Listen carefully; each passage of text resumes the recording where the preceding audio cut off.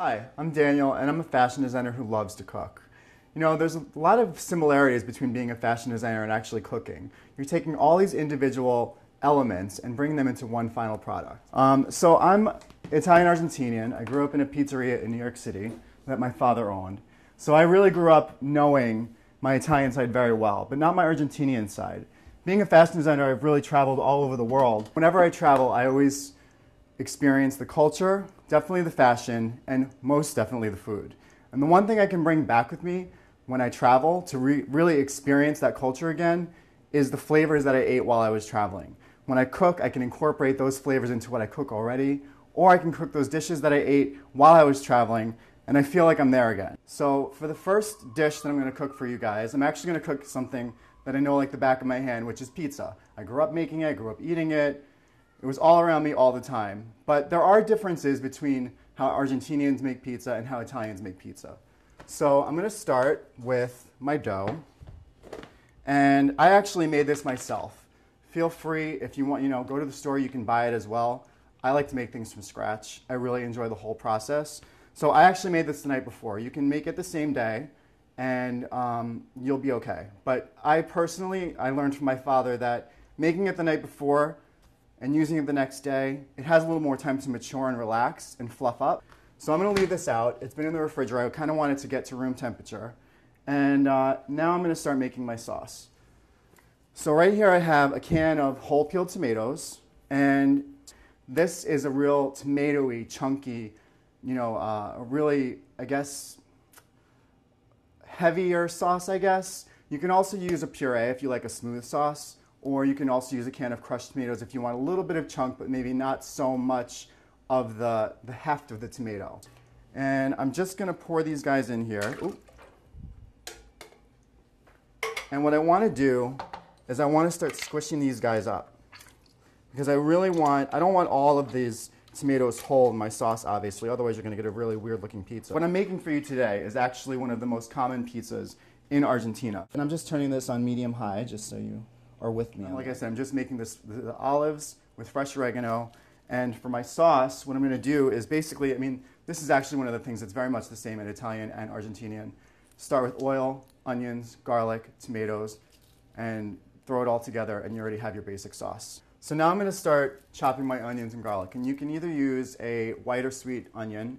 This is obviously about a medium size. And I'm actually only going to use a third of this because for 1 can of tomatoes, that's really all you need. So I'm just going to start, it's actually a little bit less than half, maybe a third. And you just want to do like a fine chop with this. You don't need to get it minced. You just want to get it so that you have little chunks of onions because they're actually going to soften up once we start cooking them. Doesn't have to be perfect. Just get it small enough so that you're not biting into huge chunks of onions when you're eating your pizza.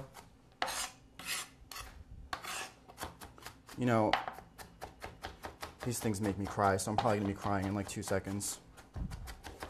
It's not because I'm not enjoying this.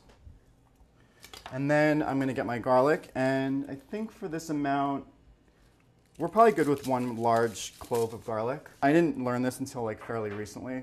I don't know why I always suffered, and I just like peeled the garlic like peel by peel by peel. All you got to do is give it a good crush. The shell comes off of it. So get rid of the little core here. And again, this I'm just going to give a quick chop. So I'm just coming back over to my tomatoes here, and just to remind you, I have a can of the peeled tomatoes that I crushed with my hand, and now I'm just like heating them up while I chop my onion garlic, and I'm going to saute my onions and garlic in a minute. So this is really just sitting here warming up, waiting for me to add the other ingredients. So there's really no time limit or anything. I'm just kind of like having it here while I'm doing other things. And now I have, ooh, my oil's getting a little too hot. I have about a half a tablespoon in here because I don't need very much. I'm just sauteing these guys. And I have probably this a little too high. I would say you can have this on medium. It's starting to burn. I'm going to take it off for 1 second. And I'm going to come back over here. I've already chopped my delicious garlic. And I'm just going to throw this in here. And I'm going to come back, grab my onions. And now I can bring this back over to the heat. So now I'm just going to stir these guys around. And you don't want this to sit too long. You don't really want this to, you don't want these to burn. I have my dough out. Like I said, I made this last night, and it's obviously been, you know, busy rising while it's been in the refrigerator. And you can see it looks very soft to the touch. So that's why it's kind of nice that you have it sitting overnight. It has time to really fluff up and get really soft. And this really affects it in the sense that when the dough is young and it hasn't had time to rise so much, it's a little bit denser. You know, it's just a little young. And now we have this nice, soft, you know, really light dough ready to go. If you're going to make your own dough, I mean, it's very easy to go online and find yourself a very simple dough recipe. This one consists of flour, oil, salt, water, and yeast. So coming back over to our little onions and garlic over here, and see, this is where they're really starting to, you can see the onions are getting very clear here. That's what we want, because not only is it releasing all the great aromas that I'm experiencing right now, but it's also releasing all these flavors that are going to make the sauce even better. So, you know, the sweetness of the onions and the hint of garlic are all coming out right now. So I'm just going to turn this guy off, and I'm ready to just scrape this right into my sauce. And now I'm just going to kind of stir this up. And you can see now I had crushed these earlier, but they're really starting to break down. That's just from them cooking here on the heat. So I usually like to cook this on medium-high at a simmer for about an hour. You don't want to oversalt it. I'm just starting with this as a base, and then you can salt to taste. It just depends on what you like. But for starters, definitely, that's good. Starting with that. And then after a little bit, after probably like 10 minutes or so, when I taste this again, I'll determine whether or not it needs more salt. But for right now, this is my sauce. This is the basis for my pizza. Now, one really huge ingredient that I noticed in Argentine culture is oregano. So it's in the sauce, it's on top of the pizza. It's something that's prevalent throughout all the pizzas that I've seen so far. I just want 3 sprigs of this. And I'm actually going to throw this right into the sauce also. I can already smell it. It's already like sweet, gardeny. So I'm just going to give this a quick chop. So like oregano, like I said, was just, I see it in every pizza that I've been learning about. And it's just something that is native to the region, something that grows there naturally. So I'm just throwing this in here. I'm going to stir this up. And you know what, I'm a big fan of, obviously being a designer, I'm a big fan of pretty things, and I'm a big fan of pretty food as well. I just love how all these colors look together. So now I'm going to come back over here and I'm going to just talk a little bit about my dough. And what I'm going to do now is just grab my oil. And I just want to pour just a drop here, just enough to coat the pan. Because I'm literally going to spread this out by hand onto the pan, because you don't want your dough to stick. And also it kind of gives a nice flavor to the bottom of the crust. You're pretty familiar with this motion, I'm sure, if you ever went to a pizzeria. Now this is too small to do that traditional, you know, throw in the air over your head, hit the ceiling kind of pizza throwing thing. But you can definitely let gravity help you a little bit with stretching out the dough. You don't have to stretch it all out with your fingertips, but you can see it's like just naturally it's starting to stretch and get that round shape that we need. So I'm going to put it back on here and keep pushing it out. And you just want to push out, you want to make sure there's an evenness to this whole pie. You don't want it to get too thin, like it's already starting to get a little too thin here. So I just want to be careful of that. And you want to have it pressed up against the edges. And you want it, I like to have a little bit of a crust. And then I'm going to leave it for a minute because I want it to relax. Sometimes it has a tendency to pull back from the edges, so you might have to press it out again. So it's not, see, this dough's kind of old, and she's like, you know what, I'm fine just relaxing. I'm just going to lay out here. All right, so we're good. Right at the edges. I'm going to put this aside, come back to my sauce. You can see now it's like really cooking down. So I'm going to let this cook. I'm letting it cook for about an hour, and then when I come back to it, it's going to be ready to go on my pizza. So this is almost ready. It's been cooking for about an hour. I'm going to leave this here for about 5 more minutes. I'm going to go back over here and I'm going to just do a little bit of my toppings. So now for the like I said, one of the most common pizzas in Argentina is basically mozzarella cheese, which I've already shredded. This is whole milk mozzarella. If you're on a diet and you don't want this full fat cheese, by all means get the part skim, but I'm not really into that. Give me the full fat cheese, please. And I'm gonna do my oregano, so I'm gonna pull about 4 sprigs out. And you know, they can range from small to large. You just want enough to get like a good sprinkle over top of the pizza. You want that color to come out and that flavor to bake right into the pizza. And I'm also gonna grab my olives. So the olives, I got a combination of red and green at my local market. I just bought these by the pound. You can get them at your supermarket also prepackaged, but you can see I already pitted them, which was a real fun process. Actually, I hated doing it. It's not fun at all. But I really like the ones with pits in them already because they have that firmness. And you know, sometimes the ones that they're in the juice or whatever, they come out very soft or whatever. I just like a firm olive. So I'm ready to go with chopping up a little bit of my oregano. We're learning about Argentina, so let's go with oregano. So I'm just pulling these leaves off. So I'm just gonna give this guy a quick chop. And I don't want to get it too fine because I want this to really look pretty on top of my pizza when I sprinkle it over as a topping. And my dough, bringing that back out. Looks like she wasn't that mature because she's pulling back. You can see what I was talking about before. It's kind of coming away from the edge again. So it's not completely relaxed. So that's why you kind of want to let it sit out just a little bit. It's at room temperature. I want to make sure it gets to the edges here. And now my sauce is ready. So I'm going to turn off my oven, hopefully. I'm going to bring this over here. So before, when I first started here, you could see it was very watery. When I was crushing these tomatoes, the liquid was actually squirting out of the pot at me. But now it's really thick. It's got a lot of heft to it. It's chunky. It's beautiful.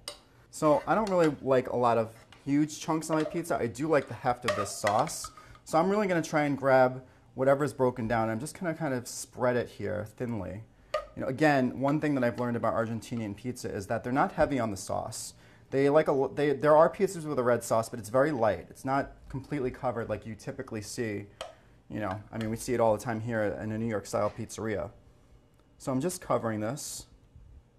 And I don't want to cover it. You don't want to totally saturate it because then it's just going to make your crust really soggy. You really want to get your oven as hot as possible because there's no way at home to recreate a pizza oven or a wood-fired oven or anything like that. So you really need as hot an oven as you can get to cook this all the way through as quickly as possible. So because Argentinians are really light on the sauce, the recipe that we've just done is going to give you at least 2 pies. And these pies are about 12 to 13 rounds. So 12 to 13 inch rounds. So now what I like to do is set the dough. You can throw all your toppings on here and throw it in, but personally I just like to cook this for about 3 minutes. Right now I have this at 500 degrees. And you want to get this on the lowest rack possible. And you know, just keep an eye on it. You don't want it to cook. You just want it to fluff up and still be white. You don't want it to start to brown or get that golden crust look just yet. This is exactly what I mean. This is what you want. You want this to just be puffed enough. See how it's just fluffed up right around the edges here? Excuse me 1 sec. Let me get with this. Oh God, that heat. All right, so we're just going to put this down for a minute. I'm going to close this up. Oh, that's 500 degrees in there. So you can see I kind of baked the sauce right into the crust already. This gives it like a nice base. You see it's still soft to the touch. You can poke it. It's still soft. But see how it's like fluffed and it's got that white. Right now is where it's about to turn. It's really about to, a few more minutes, it's going to start to turn golden. So I might want to just add a little bit more sauce just to cover up some of the white areas of my crust. Okay, so I'm just gonna put a little bit more. I just want to make sure I have a good coverage here. So overall I'm pretty good, but I want like some of these white areas, I just want a little bit more tomato in there. So we're good. Next, time for cheese. Be generous. We're actually pretty modest when it comes to cooking pizza in the States. And now, rinse off a little bit. I'm going for my olives. So here's my olives that I pitted. So, you know, it was a very annoying process. And I'm just throwing them on sparsely. Because I really want to, I don't want this covered, you know, it's all about the balance of flavors. You know, I have just enough sauce, I just covered with cheese. And now you just want to like occasionally bite into an olive to really get that saltiness. Because the tangy zest of the tomato sauce and that saltiness of the cheese along with the saltiness of the olive, it's all going to combine and make a great, you know, a great flavor. You know, I'm putting together a color story here. You know, I'm like all about this red and green color story here. I'm like placing buttons on the front of a coat. And now I'm going to take this oregano that I coarsely chopped, and I'm just going to do a little sprinkle around. Just, I mean, it looks beautiful. This really is, this is like, you know, in fashion design we do mood boards to kind of like see where our line is going to go. It shows like fabrics, color, everything. That's what I feel like I'm making here, like a food mood board, a food board. This is going right back into the oven. So depending on your oven, whether it's gas or electric, is going to make a difference of the cook time. But overall, probably another, I would say 15 minutes is going to do it. Just keep an eye on it. Just throwing this right in here. You'll know once it starts to get golden brown around the edge, you're going to know that it's very close to being done. We're ready. So I'm checking in on this guy and see, oh my God, it's perfect.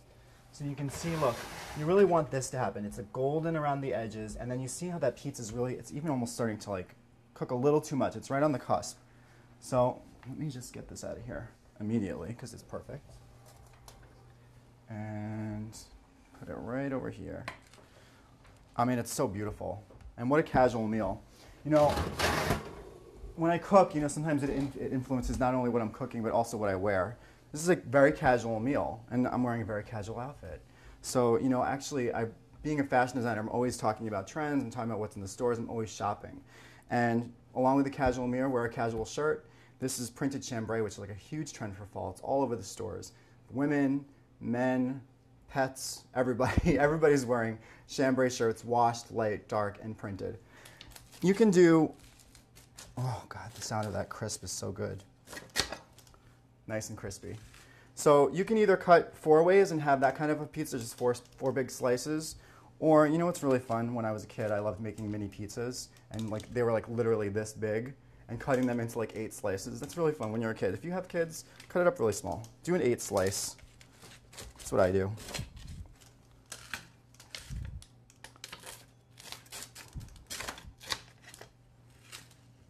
The sound of that crunch. It's like the perfect crust. I'm gonna move this right over to my plate.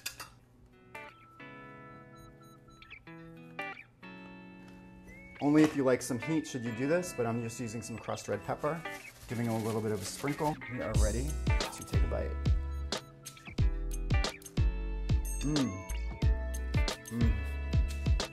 Perfect. That's it. There's your Argentinian pizza.